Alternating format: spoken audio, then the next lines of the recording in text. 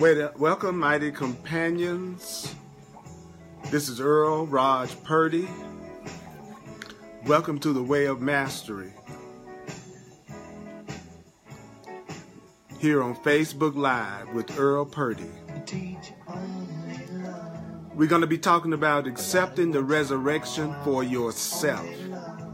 Accepting your reawakening for yourself. We're going to talk about accepting the love for yourself. That's what we're going to cover in the Way of Mastery. Accepting the resurrection for yourself. What page is that?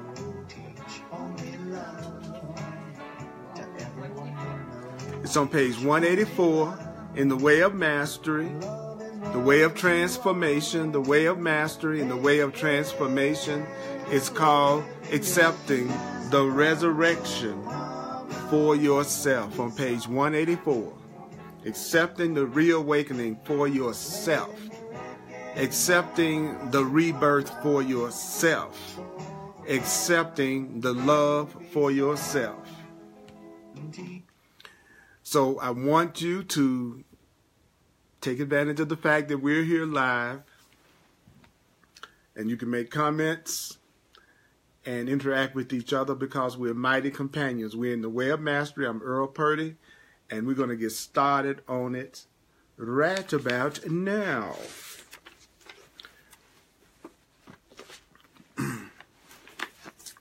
I'm going to go really slow. I'm going to go really slow so that we can hear it.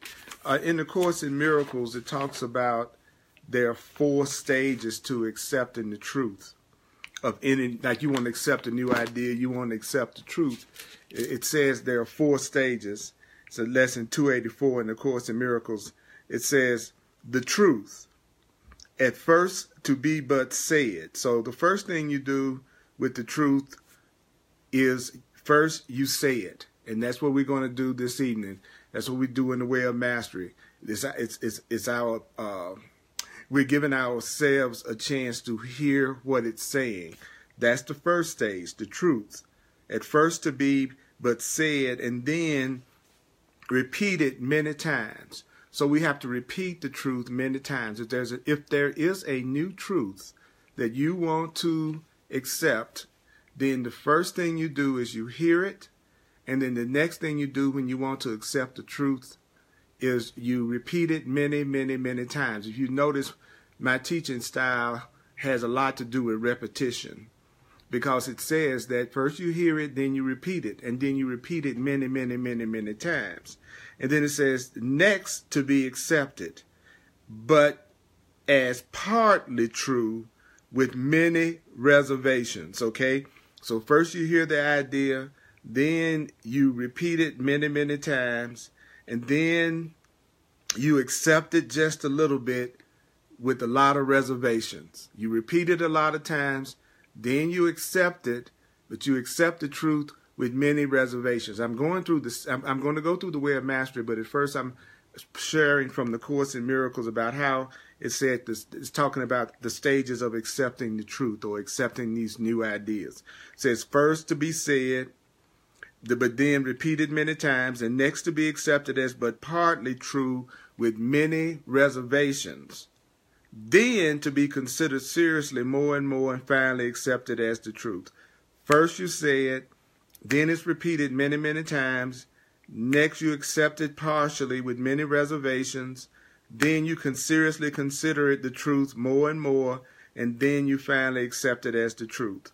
The truth, first to be said, then repeated many times. Next to be accepted with a lot of reservations. Then you consider it seriously more and more, and then you finally accept it as the truth. So when you hear a truth, first you have to hear it, then you repeat it many times, then you accept it as partially true with a lot of reservations, then you consider that truth seriously more and more, and then he says, finally, then you accept it as the truth. So that's what we're doing right now. What we're doing right now is we're going to hear what the Way of Mastery is saying. And so I'm going to make sure that I can see your comments and respond to your comments. This is Earl Purdy, Way of Mastery. Don't forget to follow this page so that you can be notified whenever I'm getting ready to do a live broadcast. Let's see here. Make sure. I want to make sure I can see your comments, so just bear with me just a minute. First, what's the first thing? So first you say the truth, then you repeat it many, many times, and then you accept it as partially true with many reservations, and then you consider it seriously more and more, and then you accept it as the truth. That's how it says that it works. It's so good to see you, Alita, Myrna, CJ, Arlene, Demola, Kim. It's good to have you here, you know, because whoever is here, that's who was sent this evening, and I know it's all in divine order. So we're going to do accepting the resurrection for yourself in the way of mastery. Accepting the resurrection for yourself. I'm going to take it slow. Go through the paragraph, and then we're going to get the main juice, the main message that the paragraph is trying to give us in the way of mastery. It says, upon this Easter, or whenever you read this, recognize that you have the power to celebrate and accept your resurrection. Okay, I have the power to celebrate. I have the power to celebrate and accept my resurrection. Say that to yourself. I have the power to celebrate and accept my resurrection. I have the power to celebrate and accept my resurrection. I have the power to celebrate and accept my resurrection. Say that to yourself. I have the power to celebrate and accept my reawakening. I have the power to celebrate and accept my reawakening. That's resurrection. Say that. I have the power to celebrate and accept my reawakening. I have the power to celebrate and accept my reawakening. Now, who are you going to reawaken as? Who are you going to reawaken as? You're going to reawaken as the living Christ. Boom. I'm going to stop right there. I told you I'm going to take it slow. I'm going to drive you crazy. Because the first stage of accepting the truth is hearing it. And I do not care about speeding along in this stuff and analyzing it and then putting it down and then forgetting about what you heard. I don't know about you, but that's what my ego tries to do. So recognize that you have the power to celebrate and accept your resurrection. But your resurrection as what? As the living Christ, as the living child of God, as the living love. You are supposed to be living love. That means you are love that is living. You are love. You are living love. That's what the Christ is. And how do you live as the living love? How do you live as the living Christ? How do you pull that off? By seeing beyond the boundaries. Stop. So how do I live as the living Christ? How do I walk this earth as living love? How do I walk this earth as the spiritual being that I am? I do it by going beyond the boundaries. Okay, so what are the boundaries? What are the boundaries that you need to go beyond to live as living love? The boundaries of believing that there's any such thing as death. You have to go beyond the boundary of believing that you can lose. You have to go beyond the boundaries of fear, hurt, anger. Anger is a boundary. Hurt is a boundary. Fear is a boundary. The believing that you can lose is a boundary. Death is a boundary. Projection is a boundary. And the perception upon which projection rests is a boundary. Okay, let's stop. Now, what did we just hear? What did we just hear? Okay, what was it that we were told that we needed to recognize? It says you need to recognize that you have the power to celebrate and accept your resurrection. You have to celebrate and recognize that you can wake up. You can reawaken. You can reawaken. It's time to wake up to who you really are again. It's time for you to wake up to who you really are again. It's time for you to be the spiritual being that you know you are again. It's time for, you know who those of you who know who I'm talking to, you know who that is because it's you. And so what I'm saying to you is, it's time for you to accept your resurrection. It's time for you to accept your reawakening. It's time for you to accept that you are living love. It's time for you to accept that you are spirit. It's time for you to accept that you are not a body. It's time for you to accept your resurrection as the living Christ, as the living love. And you do that by seeing beyond boundaries. You've got to go beyond the boundaries of your perception. You have to go beyond the boundary of how you see things. How you see things is a boundary. Your perception is a boundary.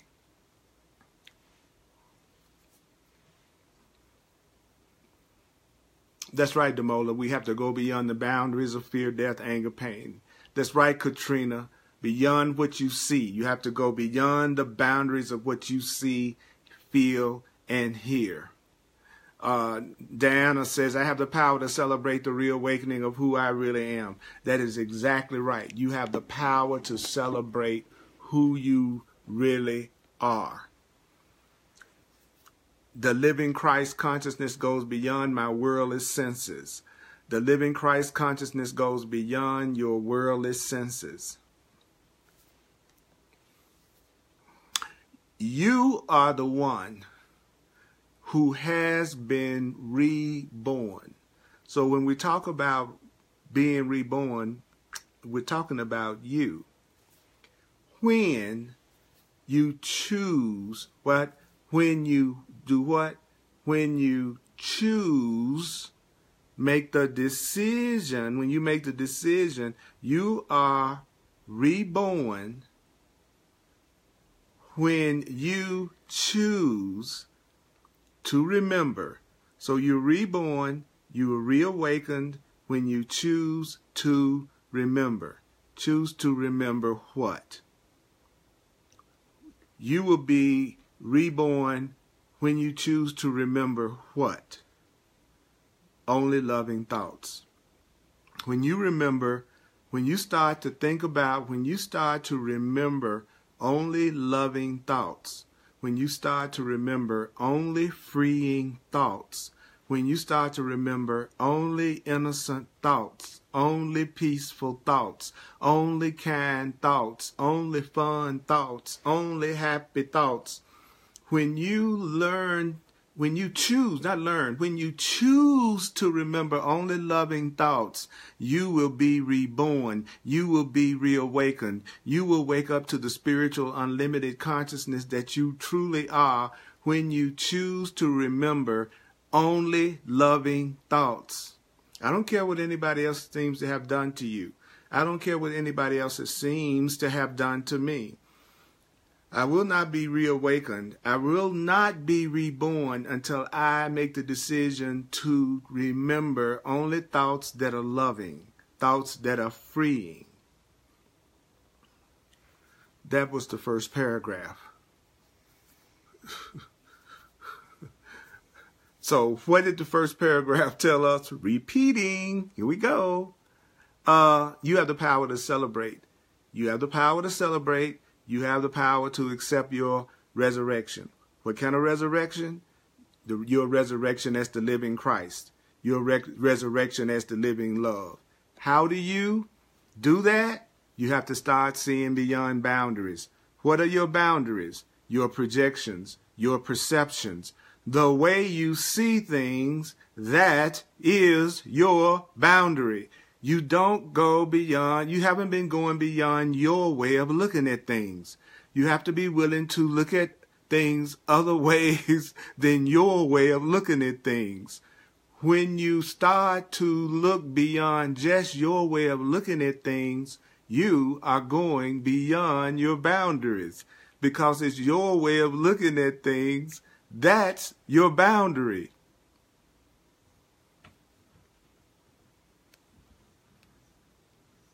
Death is a boundary. Loss is a boundary. Fear is a boundary. Hurt is a boundary. Anger is a boundary. Projection is a boundary.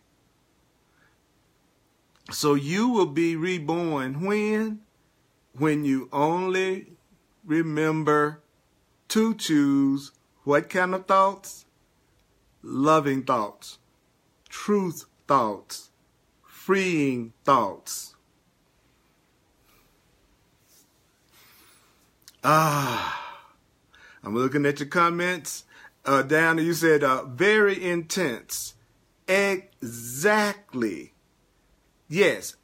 I want to do intense classes. I want to do intense classes. What does the next paragraph say? What then is the veil that seems to make it so difficult? What is it that seems to make going for choosing only loving thoughts so difficult? What is it that makes practicing the truth so difficult? That's a great question. What then is the veil that seems to make it so difficult? What is it that seems to make everything so hard? What is it that seems to make everything so hard? What is it that seems to make everything so difficult? It can be only this. Okay, here we go. You ask, what is the thing that seems to make this so difficult? It can only be this, that you, okay, got it? You ready? You ready to hear it? We're getting ready to be told what seems to make this difficult. Are you with me? All right, here we go. You have accepted into your mind. You have accepted into your mind. You have accepted into your mind. You have accepted into your mind. You have accepted into your mind what? You have accepted into your mind, at some level, you have accepted into your mind, at some level, you have accepted into your mind that the world that you are looking at is real. It's hard because you think the world you're looking at is real. It seems difficult to practice the truth and the loving thoughts because it looks like the world that you're looking at is real, and it looks like the world has the power to dictate to you whether you will feel peace or disturbed. I'm going to stop right there. What makes the truth hard is what? That I have accepted into my mind, at some level I have accepted into my mind that the world that I'm looking at is real. There's a part of me that believes that the world that I see is real. I admit that there's a part of me that sees this world as real. Well, he says, well, that's what's making it difficult. You're seeing this world as real. In other words, you believe the world has the power to tell you how you should feel. You believe that the outside world determines how you feel. You are making the mistake of believing that the outside world determines how you feel. What makes the truth difficult is you believe that the world is real. You believe that the outside world has the power to dictate whether you feel peace or disturbance. There's a part of you that believes that the outside world determines whether or not you feel loved or judged. This is always an illusion. So what is the true definition of illusion? Here we hear that term illusion. Okay, we're getting ready to get the definition of illusion. Let's go back. The illusion is that the world that you see is real, and that the outside world has the power to determine how you feel. That's the illusion. That's what it means when it says it's an illusion. It's an illusion means, oh, I'm believing that this outside thing has the power to determine how I feel. This is an illusion. Oh, I'm having the false belief that the world has the power to dictate to me exactly what I should feel. Oh, I'm having an illusion. I believe that the person standing in front of me or the person I'm in a relationship with has the power to make me feel the way that I feel. Oh, that's the illusion, that somebody else has the power to make me feel what I feel. That's the illusion. The illusion is that something outside of you can determine the way you feel. That is the illusion. The illusion, which is the false idea, is you having the idea that this world has the power to dictate to you whether you will feel happy or peaceful.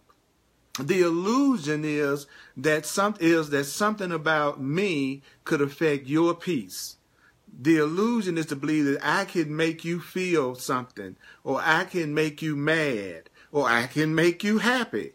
That's the illusion. The illusion is the belief that something outside of you has the power to dictate how you should feel.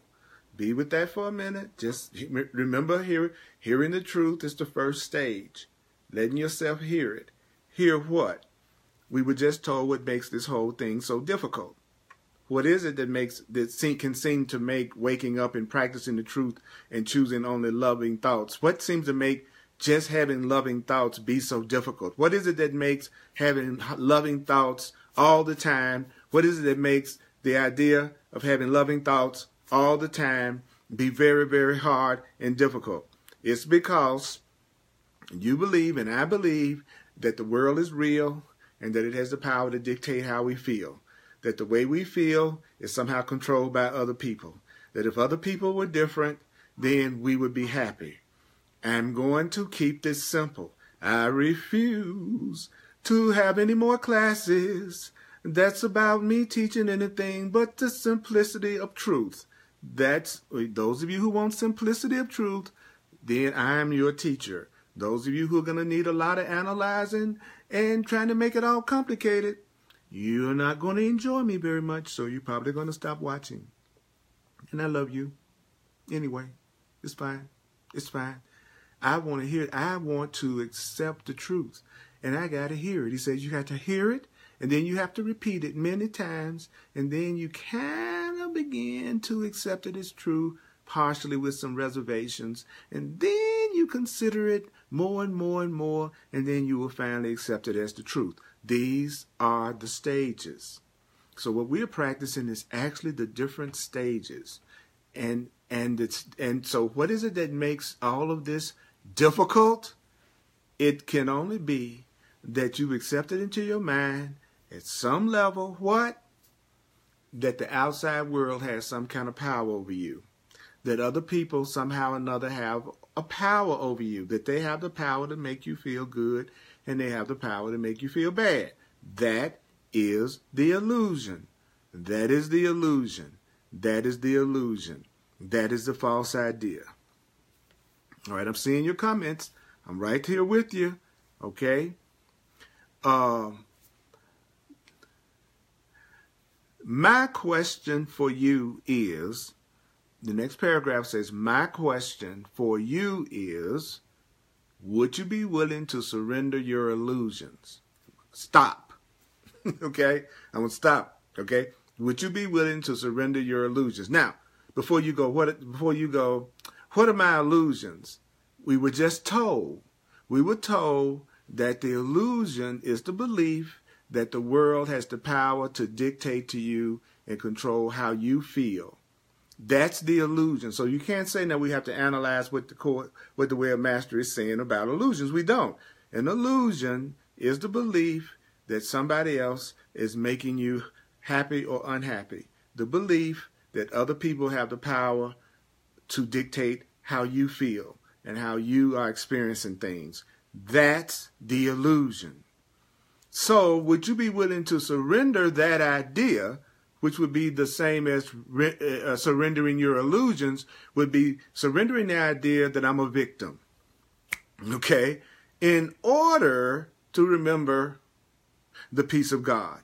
Okay, so would you be willing to let go of the idea that you are a victim so that you can remember the peace of total happiness and love? Would you be willing to let go of the idea of the outside having some kind of control over you, people on the outside of you having some kind of control over you, the world outside of you. Let go of the idea that the world is dictating how you feel and that other people are making you feel a certain way. Would you be willing to let go of that way of looking at things to remember the peace of God? Because to remember the peace of God, you're going to have to let go of the idea that something is happening to you, that you're not the one that's creating it. You have to let go of the idea that anything that's happening to you is something that you did not create. If you will do that, you will remember the peace of God. You will remember the peace of God. If you really want to remember the peace of true love, if you really want to know what God's peace feels like, Raj, then you're going to have to let go of the idea that the world is real and that the world has the power to dictate to me whether I feel peaceful or whether or not I feel disturbed. That's the illusion. Would you be willing to let that go so that you can finally be happy? Let what go? Let go of the idea that you are a victim of the world you see. Would you be willing to let go of the idea that you are a victim of the world you see so that you can really be happy? Right, okay? The question is whether or not you will accept the atonement for yourself. The question is whether or not you will accept this truth for yourself.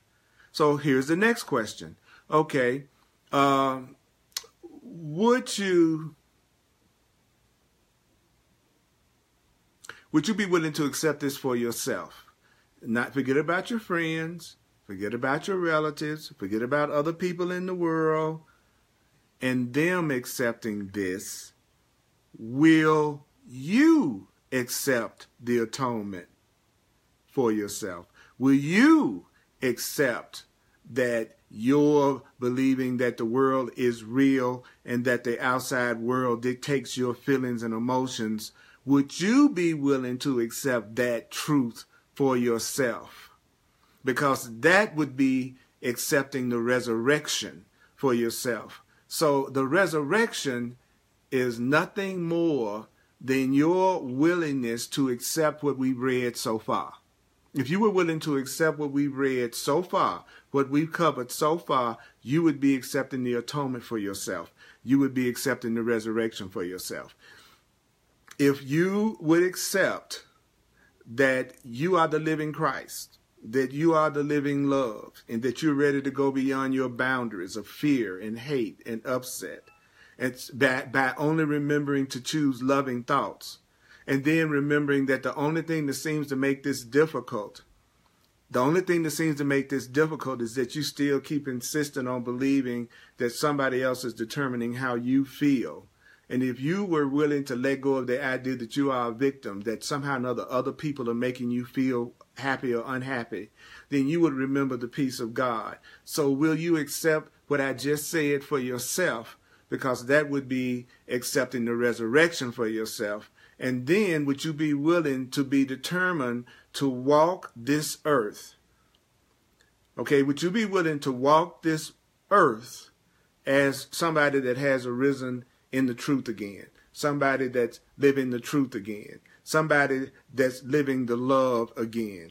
Would you be willing to walk this world only thinking the way this is telling us to think, which is that we are the living love, which is that we are not the victims of anything and anyone and any situations outside of ourselves, that we are resurrected by choosing only loving thoughts? Would you be willing to walk the world, in other words, with these ideas in your mind all the time? What does that mean? What does that mean? When I say to you that you're supposed to walk this world as somebody that's reawakened, somebody that's enlightened, someone that has arisen, what does that mean? What does that mean? It means that you have chosen. It means you have chosen to wake up from the uselessness of separation. In other words, I'm tired of being in a world where we all seem like we're separate from each other. I'm sick of it. I'm done with it. It's useless. It's useless living in a world where everybody thinks they're different from each other. It's useless being in a world where everybody thinks that they're the same as each other in terms of wanting to be separate. It's useless to be separate. It's useless for us not to recognize we're one. It's useless for us not to recognize that we are one, that we are unified, that we are one being. A person that is awake in the world is a person that's walking on this earth not believing in separation. It's a person that sees the uselessness of thinking that we're separate from each other, the uselessness of seeing yourself as a victim. So you're supposed to walk this world as the living Christ. The living Christ walks this world choosing only loving thoughts.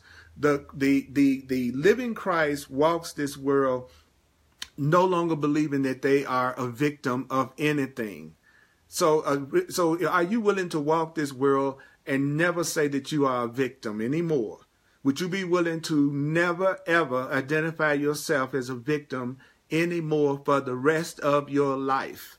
Because if you do that, you are the risen one. You are the one who is reborn. You are the living Christ. You are the living love. And you would know power and joy and happiness and safety and peace beyond anything you could possibly imagine, because it would be the remembrance of God. It would be the remembering of love. It would be the remembering of pure bliss and joy. That's what will happen when you see the uselessness of weakness, the uselessness of seeing yourself as weak.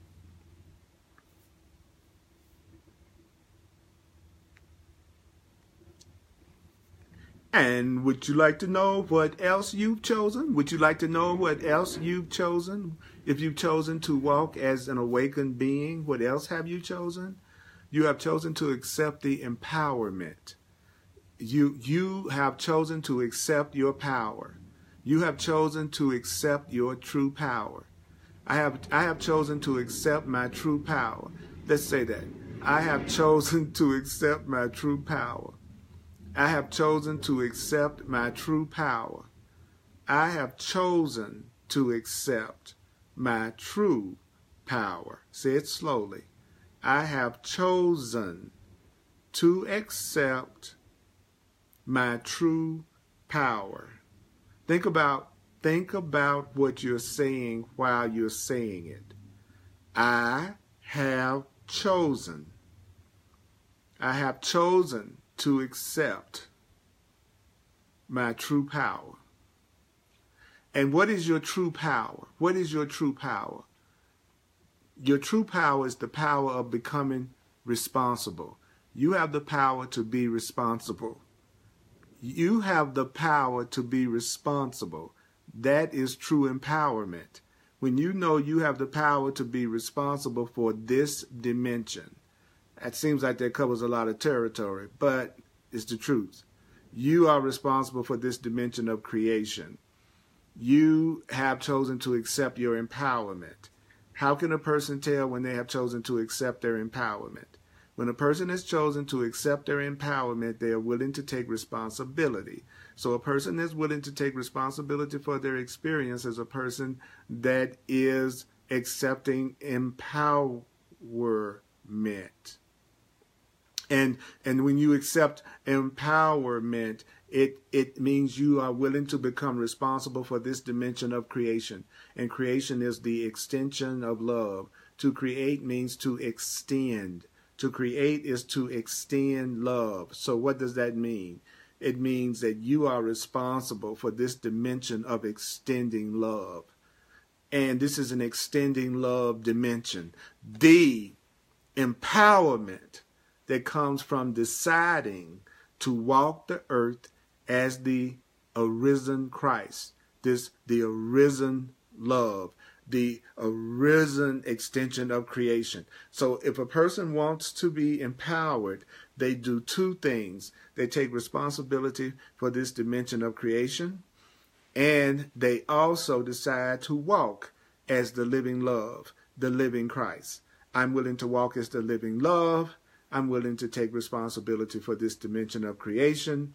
I'm willing to walk the earth as the arisen Christ. I'm willing to take responsibility for this dimension of creation. I am willing to walk this earth as the arisen Christ.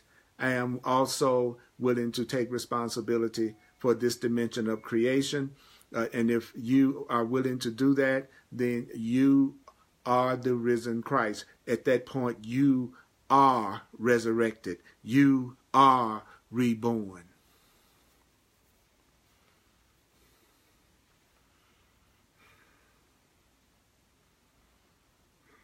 So a person that wants to really be powerful, a person that really wants to know their power, that's a person that never, ever, ever, ever, according to this, you saw it on the page just like I did, it's a person that's willing to see that it's useless to see yourself as a victim. You can see yourself as a victim, but it's useless. You can see yourself as separate from everything and everybody and disconnected, but it's useless. Call it useless. Feeling separate is a useless feeling. Feeling separate is a useless feeling. Seeing myself as separate is a useless feeling. Call it useless. Don't call it good or bad. Don't call it good or bad, right or wrong. If you really want to stop something, call it useless. Fear is useless. Anger is useless. Guilt is useless. Lack is useless. Sickness is now, and I know, yes, but I know I'm learning some lessons through sickness, and aren't you learning some lessons through anger? Yeah, you are learning lessons through that, but that's only because you decided to choose wrongly. So if you choose to not to just have loving thoughts, then you're going to experience pain. And since you are loved, even in your error, well, then your errors can still be used to your advantage. So no matter what you do to yourself, it can be used for your awakening. But don't tell yourself you got to be sick to awake, that you got to go through lack to awaken, that you got to go through anger to awaken. You don't have to go through guilt to awaken. You don't need to go through any of those things to awaken. But if you don't choose only loving thoughts, then you're going to experience those things, and then Spirit gives you new ways of looking at fear and anger and upset and whatever you do, so that you'll still be reawakened, because love covers everything. Love covers everything. But I don't have to put my hand on a hot stove and burn myself to know not to do that. But if I do put my hand on a hot stove, I damn sure learned a lesson from that. But it wasn't necessarily that I learned it through having my hands burnt. So just remember that pain is a choice. It's the choice to not remember only loving thoughts.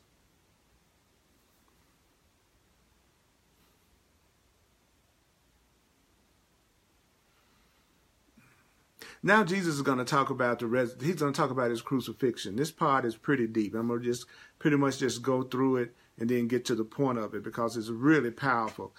Jesus says, because this book is really claims to be channeled and it's Jesus teaching us. It's called Yeshua. I believe it now, for real, because of the things that's happened to me since I've been studying it. You will too if you actually practice it. You've chosen to take the message of a historical event, the crucifixion, that did occur in time, or he says with a sense of humor, if it didn't, somebody has managed to fool me, and to assimilate the crucifixion as a symbol of your own life, because you have well been crucified by your own thoughts. So what is it that crucify us? What crucifies you is your thoughts. What crucifies me are my own thoughts. It's my own thoughts that are crucifying me. It is my own thoughts that are crucifying me. When I go through this, I just go ahead and admit it and do it as I go through it so I can have the healing. Sorry, fellas. Sorry, folks. I really don't analyze this anymore. What I do now is whatever it says, I just go ahead and do it because I've gotten incredible results. And let me tell you, I love learning through rewards and studying the Course in Miracles and studying the Way of Mastery and studying the Course of Love and practicing what it says has worked and is working beyond my wildest imagination. And I know that analyzing it doesn't do anything to make it happen faster. It's remembering what you're being told. That's why I'm going this slow with you, so that we can actually do what's most effective, which would be to hear it, repeat it, and over and over, so that we can start to accept it partially and then consider it more and more seriously until we really accept that we deserve this love as the living Christ, the living love that we are. And then we'll have the experience of it. For you have been crucified by what? Your own thoughts crucify you. It's your thoughts that are hurting your feelings. It's not anybody else's thoughts. It's not what anybody else says or do not say that's hurting your feelings or upsetting you. It is only your own thoughts that upset you, and it is only your own thoughts that are going to give you peace. You have well been crucified by your own thoughts. And by your own thoughts, this is really deep, by your own thoughts, you brought your persecutors to you. So I bring my own attackers to me by my own thoughts. So it's my own thoughts that have nailed me to the cross 1,000,000 times. But why am I being crucified by my own thoughts? Why am I going through this crucifixion from my own thoughts? Because I'm being confronted. You are being confronted. You are crucifying yourself through your own negative thoughts.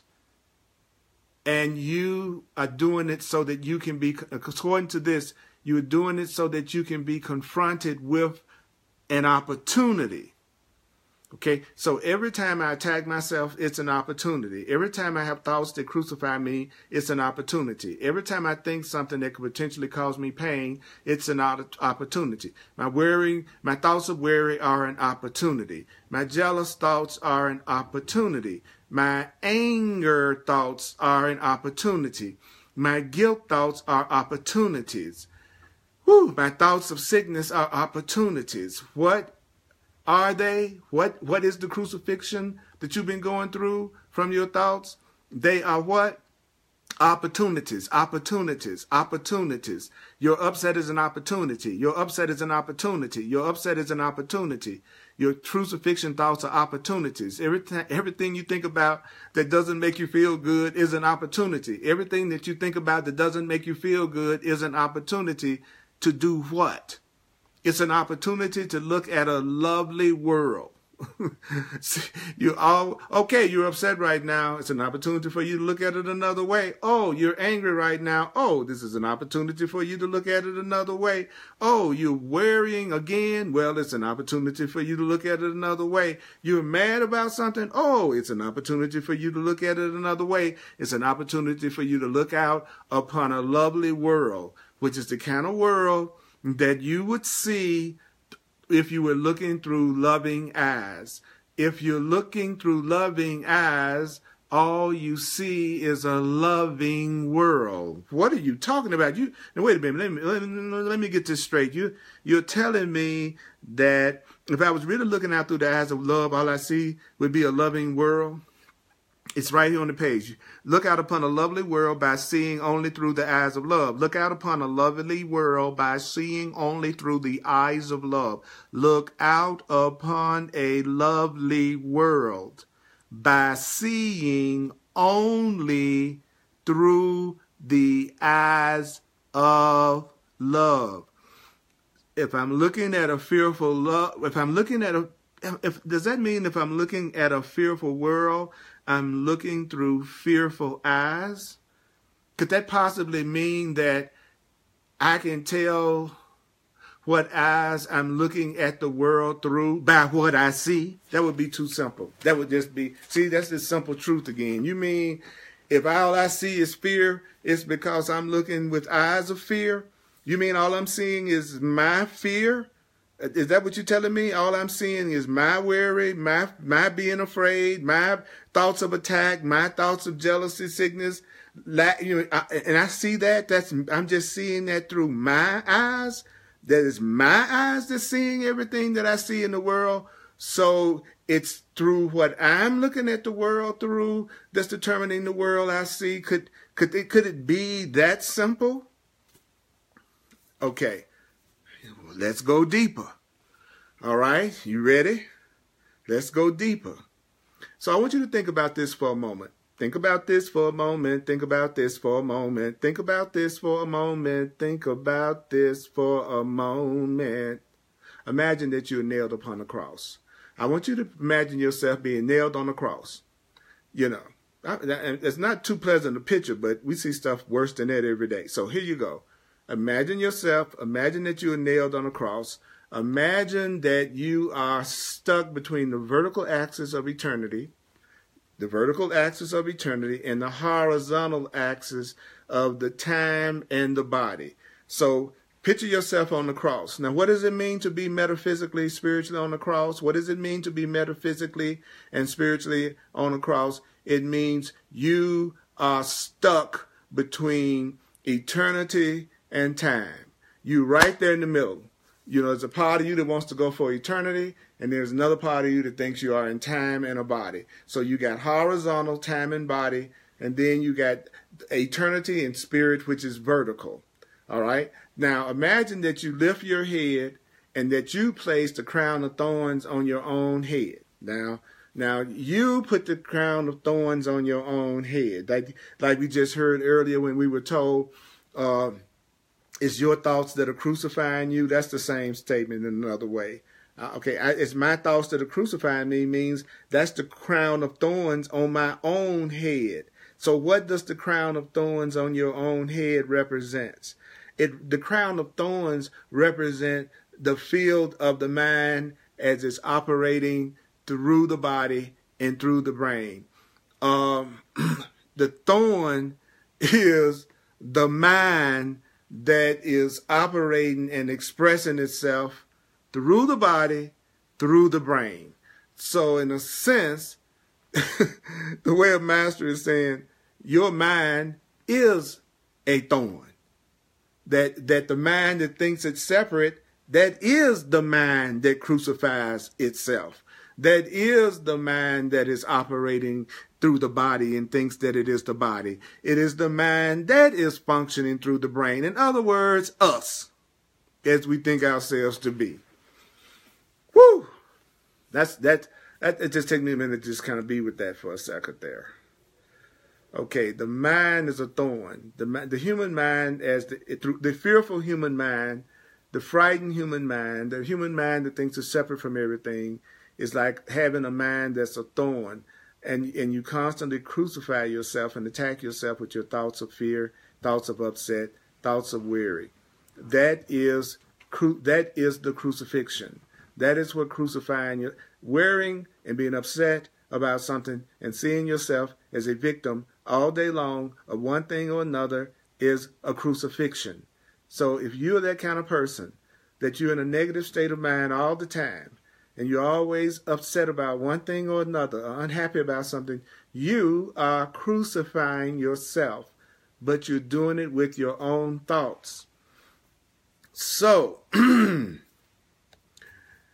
these thorns represent your fearful thoughts. So your frightening thoughts are thorns. Your judgmental thoughts are thorns. Your limited thoughts that press and poke on your energy field and give you quite a cosmic headache and draws blood. That is, all of this worry, all of this attack, all of these fearful thoughts release the life force from you. All of these thoughts take life force from you, the power from you. These fearful, separate thoughts that are other than loving, peaceful thoughts, they drain your auric field. You have an energy field around you that is a life force. All of the victim thoughts drain the life force from you, the power from you. It drains your auric field. You dissipate yourself just like a balloon with a slow leak dissipates the power that makes it a balloon. Being constantly in fear and separation and what we call negativity all the time is like being a slow, leaky balloon. A crown of thorns symbolizes the effect of the thoughts you insist upon when you rest in judgment or anger or hurt or fear or fear or fear. That is when you choose to deny love. So what is judgment? The denial of love. What is anger? The denial of love. What is hurt? The denial of love. What is fear? The denial of love. If a person denies love, they call judgment, anger, hurt, and fear into their experience. Those are the only two choices. The nails merely represent that which would hold you stuck in a dimension, this horizontal dimension of the body and of time. That's the symbolism of having your feet nailed on the cross. You're stuck. It seems like you're stuck in a body. It looks like you're stuck in time. Doesn't it? Doesn't it look like you're in your body and you can't get out? Doesn't it look like you're in time and you can't get out? Well, metaphysically, spiritually, from the way that the way of mastery is explaining itself, then that's the same as being nailed. Your feet being nailed. You are nailed to this world. You are nailed to this world of limitation and separation. It looks like you are nailed to the body. It looks like you are nailed to time. Down to earth, they call it. Yet above you, there's a crown. There's a crown on your head that is open to heaven. There is a crown. Your feet may be nailed to the world, but there is a crown at the top of your head that is open to heaven, that is open to love. That means that, what does that mean, that there is a crown that's open to heaven and open to love? I'll tell you what it means. It means you are free to receive the love of God.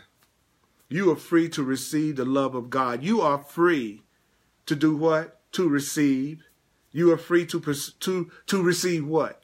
You are free to receive the love of God, God's love. You are free to receive God's love. You are free to receive God's love. And how do you receive God's love? By choosing only loving thoughts. When you choose only loving thoughts, you will know when you're choosing only loving thoughts, because when you're choosing only loving thoughts, you look gently upon everything. When you are choosing only loving thoughts, you look with gentleness on every event. In other words, you see only perfect innocence. So when you're seeing only perfect innocence, you know you're choosing only loving thoughts. You know that you have accepted your freedom to receive the love of God. So I know when I'm receiving the love of God because I'm choosing only loving thoughts. And if I'm choosing only loving thoughts, then I'm looking gently on everything and I'm seeing it in perfect, total innocence.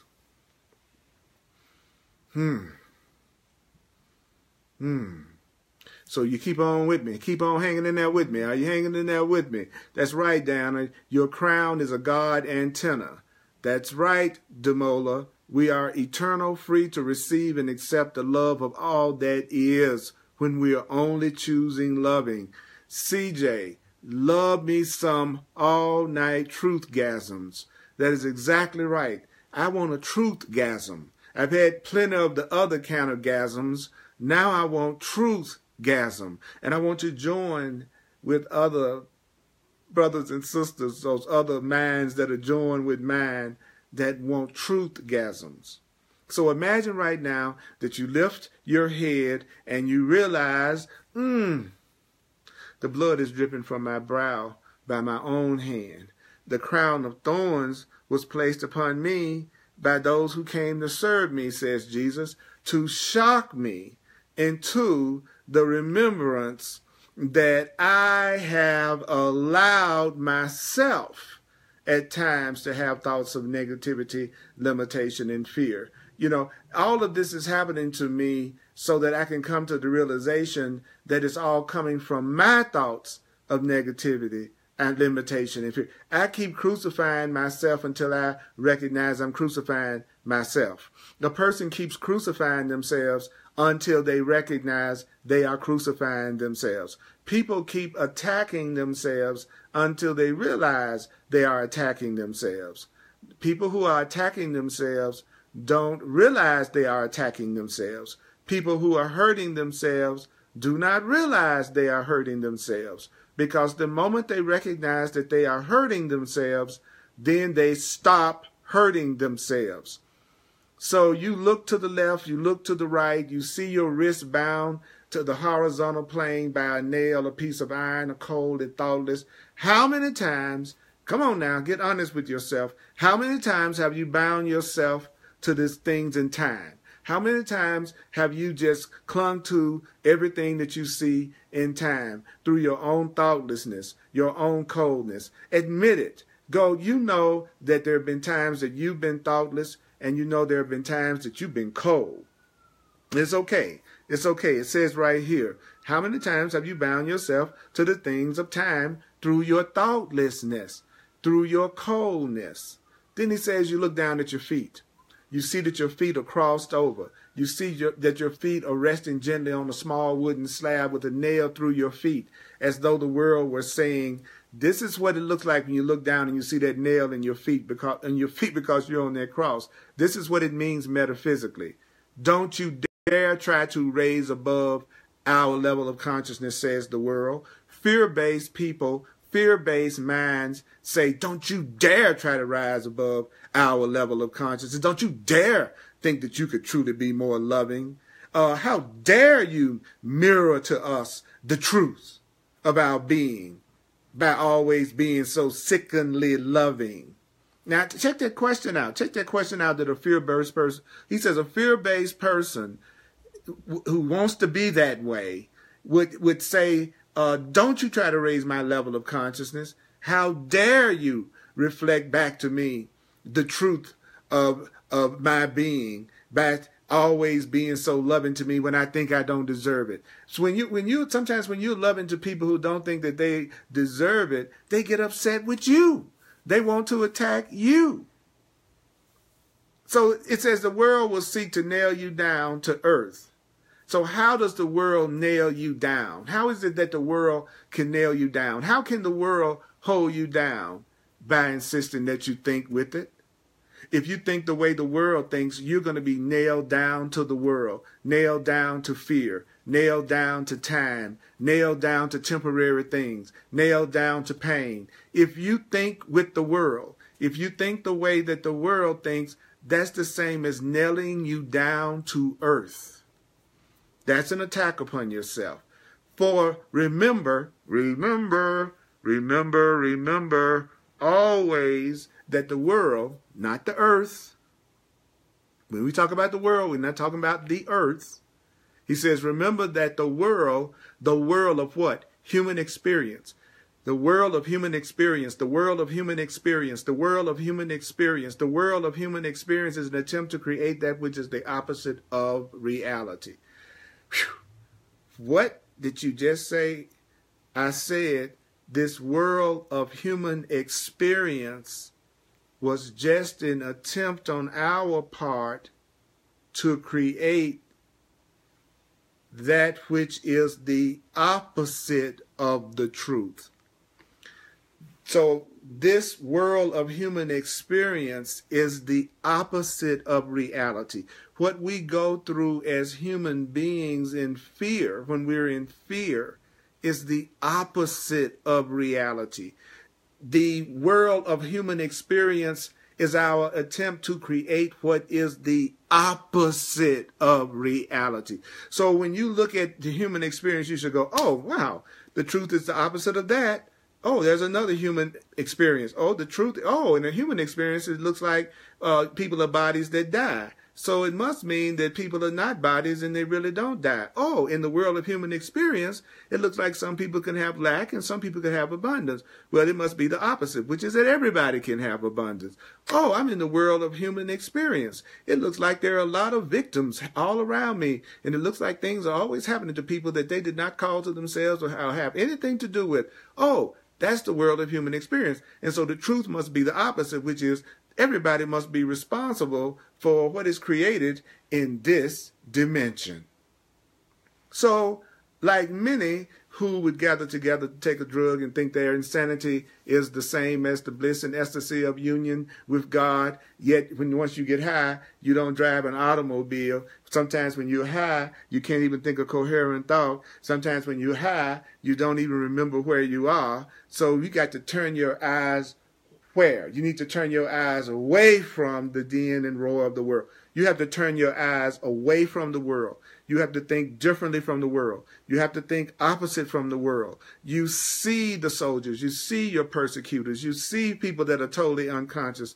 You see people that are totally conformed to the authority of the world, so that they've done the armor, the headpieces, the footwear, and carry the spears of a God made as a substitute for love. You look at the fearful crowd. You see some friends who still see your soul, your Christ-mindedness. And these people who really see your soul, these people who really see who you are, they continue to love you. Somebody who really sees you, somebody who really recognizes you, that is somebody who always continues to free you. Somebody that loves you will continue to love you, and to love you is to free you, and to free you is to see you with only loving thoughts. So someone that loves you chooses to remember only loving thoughts when it comes to you. So even the people who really, really see you and love you, even they can be still veiled by their belief in death and their belief in loss.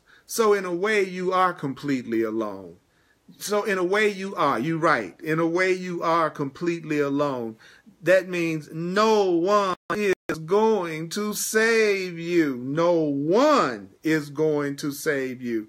No one is going to rescue you. No one outside of you truly is going to save you. No one outside of you is going to rescue you. It is between you and God. It's between you and your God. It is all about the relationship between you and your Creator. No one's going to save you. Nobody's going to rescue you. It's between you and your God. I want you to hear that. I want to hear that. It's between me and my God. It's all about my relationship with me, between me and my Creator. It's a decision. I'm telling you, it's a decision you must make. It's a decision you must make. To be determined to choose only what's real. Decide, be determined to choose only what's real. To choose only what's love. I'm not going to choose anything but love. I'm not going to allow anything but love. The only thing that I want is peace. I'm not going to allow anything to come between me and my peace. Regardless of what your eyes seem to show you, regardless of what everybody around you seems to believe, even those who profess themselves to believe in what you believe. Because even the people who say they believe what you believe, they can look at the body and they can look at an old, and then the old belief takes hold. You know, we can study all this stuff, and as soon as we get offline, we go right back to thinking everything in the world is really real. And he says, you know, that maybe it's the body that's real after all, when you see some of the stuff that seems to be happening to bodies on TV. And then your mind will go, well, maybe the body is real. Look at this. It's nailed to a cross. This is limitation. This proves that the world's thinking is true. So even after you study this, even after you read this, even after you hear the loving thoughts that the Way of Master has given us tonight, you still may be tempted to believe that what the world believes is true. So what do you do when you're still tempted to believe what the world believes is true? What is it that you do when you're still tempted to believe that the body is the ultimate reality? You must lift your eyes. You have to raise your eyes. You got to raise your eyes. You got to lift your eyes, Raj. You got to raise your eyes from the world of human experience, from the world of fear and upset and separation. Lift your eyes from the world that you think you see and choose to accept reality. Lift your eyes from the world you think you see and choose to accept the truth. Lift your eyes from the fear that you may see, the conflict you may see, the worry you may see, the frightening things you may see, or even the nice things that you think you like that doesn't last that you may see, and choose to accept reality. Say to yourself right now, Father, into thy hands I commend my spirit. Father, into thy hands I commend my spirit. God, into thy hands I commend my spirit. My Creator, whatever your word is, say it. Into thy hands I commend my spirit. Love, love, into thy hands I commend my spirit. There's nothing more than the choice for sanity in the midst of all these conditions. You got to make the choice for sanity. It's time for you to start making the choice for what lasts forever. Even though you're in an experience that it looks like everything is temporary, even though you're in an experience that it looks like everything is temporal, it's time for you to choose for what doesn't end. It's time for you to choose for what's permanent, the choice for what is unlimited. It's time to start to choose the unlimited, even if it looks like you're in a field of limitation. Say, I choose the unlimited. I choose the unlimited. I choose the unlimited. I choose the unlimited. Or I choose to be unlimited. I choose to be unlimited. I choose to be unlimited. It's time for the choice for sanity in the field that seems to be pervaded by insanity. I know this place looks like it's crazy as hell sometimes. I'm walking around in it just like you all are, saying, what the heck is going on in my mind? If this is a reflection of what's going on in my mind, I got a lot of insane thoughts in my mind. So what do? I start to choose for sane thoughts. Duh. I start to choose for sane thoughts. And what's the choice for sane thoughts? Those are the thoughts that are born in love. I'm going to choose to think thoughts of love. That is what it means to choose for sanity. Choosing for sanity is choosing for love. Then look down, then your eyes, look down, take your eyes and your mind. You're mad, you're still on that cross. Remember the visual. Now look down again. And guess what? Something has changed. If you really do this, something has changed. What's changed? You are at peace. How can you tell if you've done this right? How can you tell when you're doing the truth? How can you tell when you're practicing the truth? How can you tell when you're practicing the truth? How can I tell when I'm practicing the truth? How can I tell when I'm practicing the truth? I am at peace. You are at peace. The Course describes the peace as complete fulfillment. So when you're at peace, it's not boring. When you're at peace, you're in complete, total fulfillment. You are experiencing complete fulfillment. You are above the world, which is the same as saying you are above thoughts of fear and separation. You are above the crowd. A sweet, gentle sweetness begins to pervade your entire being. And notice it says, all pain and suffering is forgotten. In other words, you forget your grievances. You forget the pain. When you really resurrected and you're the living love, the living Christ, he says, you forget suffering. Think about that. The world can't keep you down. The world can't keep you down in the world's insanity. Then the eyes of your body close. You close your eyes. You close your eyes. And as your eyes close, now this is what happens. Now we're being told what happens during the resurrection within yourself, okay? He says, your eyes close. The old world that you used to see, the world based on fear and separation, the world they had shown you recedes, okay? The stuff that you used to see when you were looking through fearful eyes, it recedes. The pain and suffering is forgotten. And then he says, the real world appears.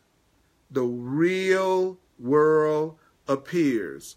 When does the real world appear?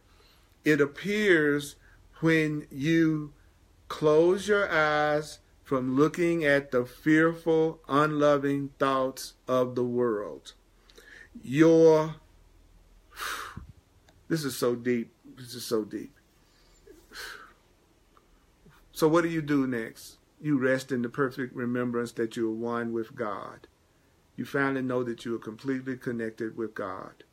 You know you are totally connected to the source. You know that you remember that you never were not connected to love, that it never was a time that you weren't connected to God. You rest. So what is resting?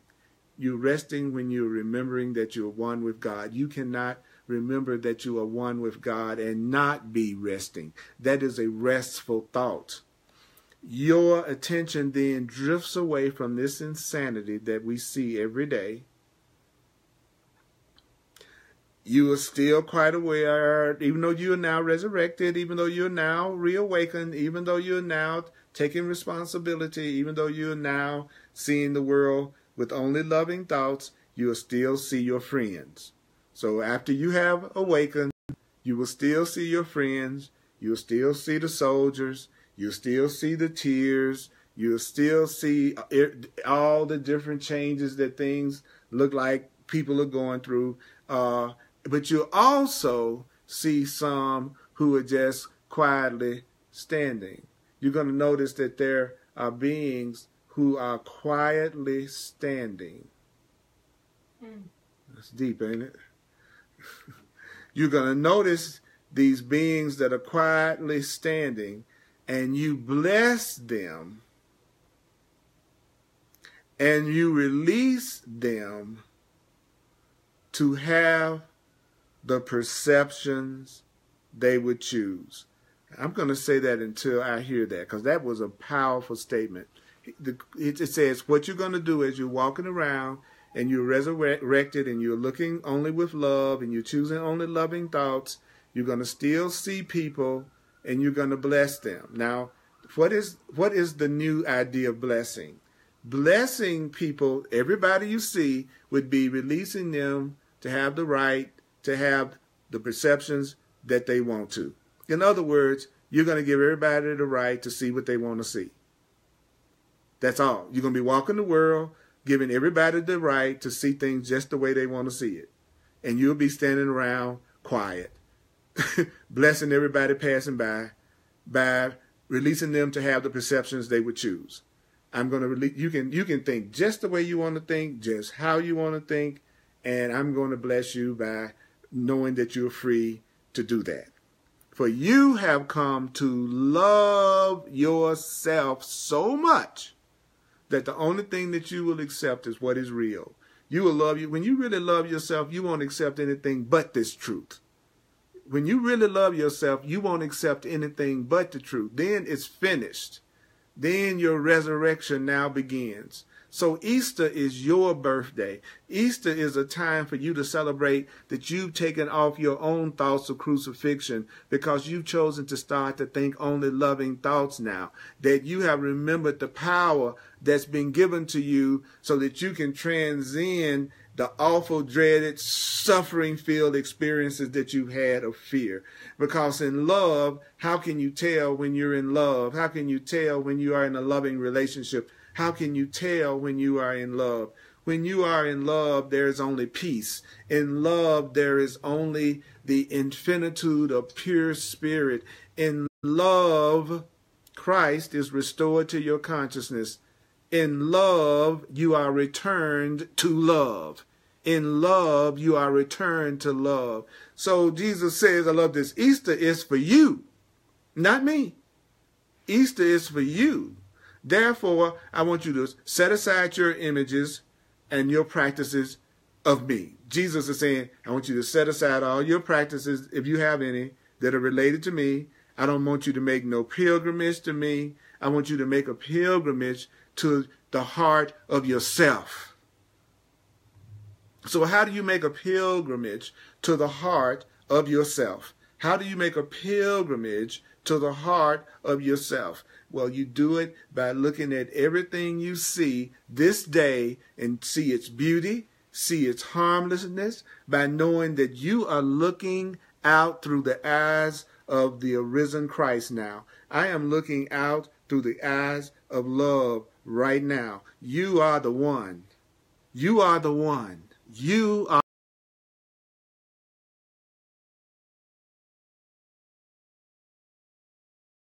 the world. So what is there left to do? What is there left to do? I'm going to have to listen to this over and over again. It says at the end of this, listen to it over and over again. And so I really get it. I'm going to have to listen to this over and over again. He says, what can there be left to do but to what? Celebrate. Celebrate. Celebrate with your brothers and sisters. What can there be left to do but for us to celebrate with each other?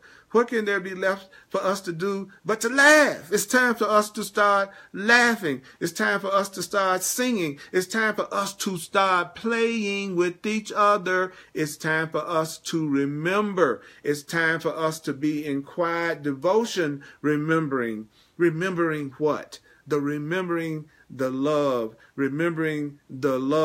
that our Creator has always had for us. So let's break it down. You only choosing between love and fear.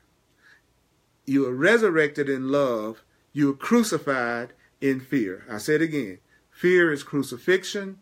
Love is resurrection. Fear is crucifixion.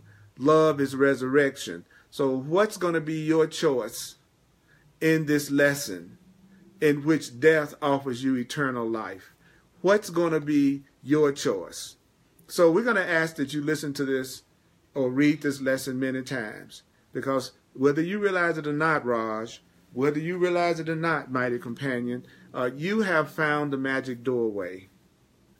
You found it. This is everything. This section was the magic doorway that's always open, that's set before you always open. The only choice that matters. What is the only choice that matters? What is the only choice that matters? The only choice that matters is the choice that is right before you right now. And what is the choice that matters? Whether you choose love or whether you choose fear is the only thing that matters, which is the same as saying whether you choose resurrection or crucifixion, whether you choose joy or suffering. These are the only choices, unlimitedness or smallness, but the choice is always yours.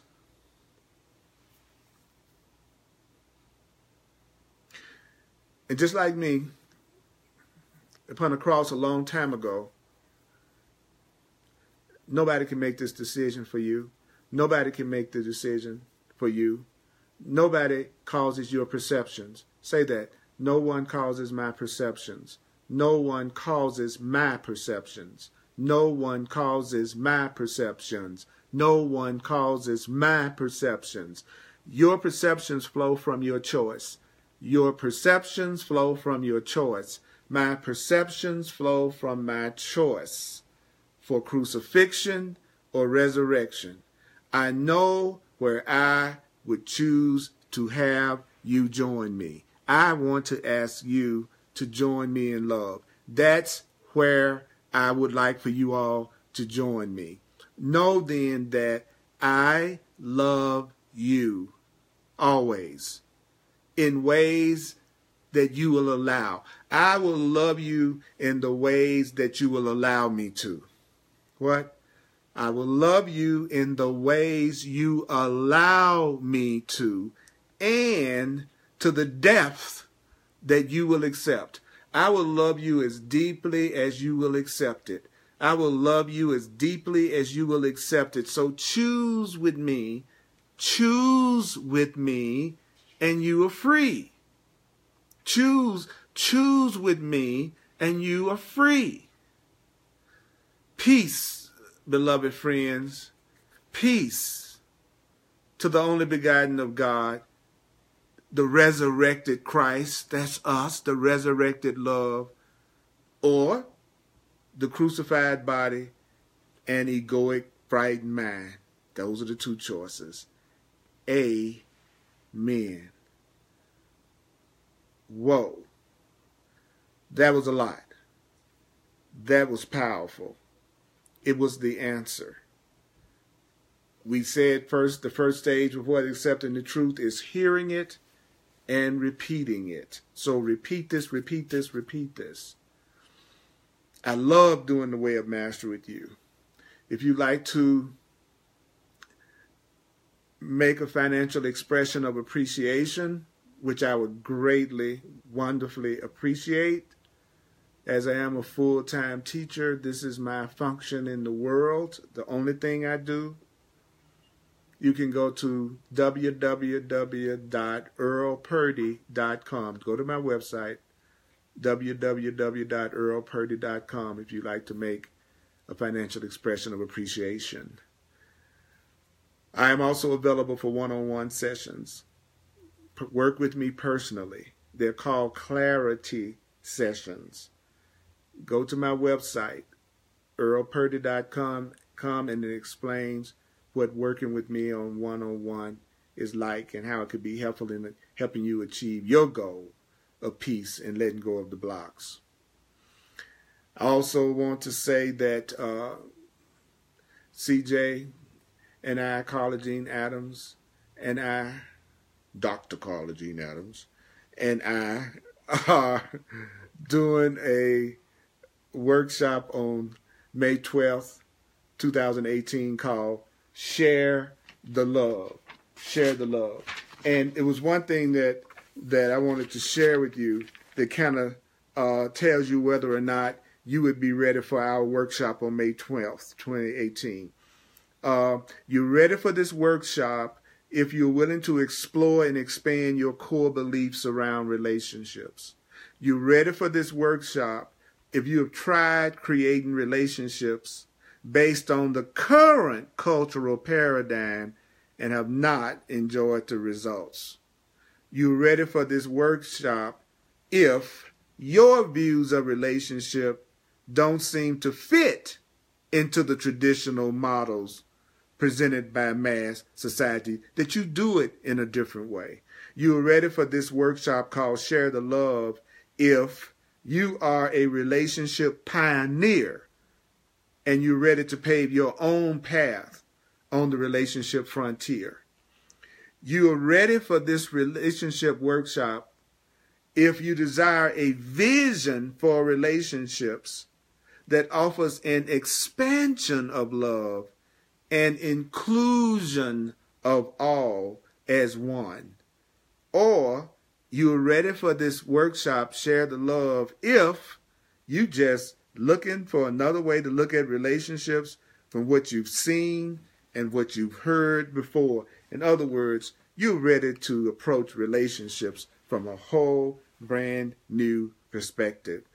So go to my website, earlpurdy.com. You get more details about it. You can register right there on at my website, and you can also go to CJCarlaJeanAdams.com, CEEJAY, CarlaJeanAdams.com, and register for it. And you can attend online as well as in person. I'm excited.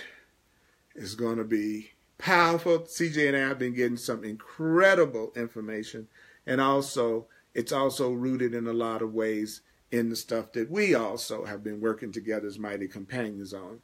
Also, the course and way of mastery, course of love. It's going to be awesome.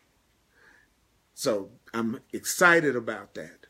Okay, I'm going to do a really quick recap of, Thursdays at 7 p.m. Mountain Time, I do my Hardcore Course in Miracles class on Facebook Live. And also on Sundays at 1 p.m. Mountain Time, I do my Course in Miracles class on Facebook Live. And of course, Tuesday nights we do the Way of Mastery, 7 p.m. Mountain Time. And you can watch it whether you are on Facebook or not by going to www.facebook.com/Earl Purdy Live. Woo! Okay.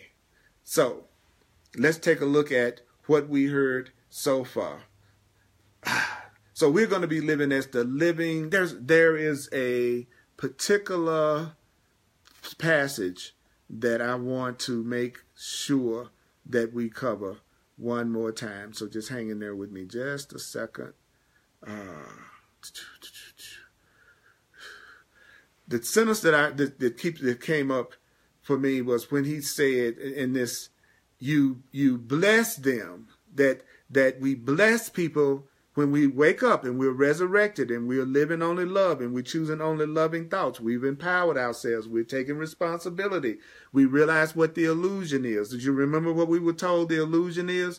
We were told that the illusion is that something outside of you is determining how you feel and how you think. That's the one illusion that we have to let go of. So as you walk around in the world, you want to bless people. And the way you bless people is to release them to have the perceptions they would choose. So you, for the rest of the week, say everybody's got the right to see things the way that they see them. Everybody's got the right to see things the way that they see them. Don't feel like it's your job to try to change the way that anybody sees anything. If you were to help change somebody's perception, they would be guided to you. And in most cases, you would be doing that and don't even know you're doing it. So you bless people, and you bless them by releasing them to have the perceptions that they would choose. So it's time for you to celebrate now. Celebrate that you have chosen to think only loving thoughts. I think only loving thoughts. I think only loving thoughts. I think only loving thoughts. I think only loving thoughts. I accept my power now. Say it to yourself. I accept my power now. I accept my power now. I accept my power now. I accept my power now. I accept my power now. I accept the love now. I accept the love now. I accept the love now. I accept the love now. I have remembered the power of love. When I'm in love, there is only peace. When I'm in love, there is only peace. I say, when you are in love, there is only peace. Love is only peace. Love is only peace. In love, there is only peace.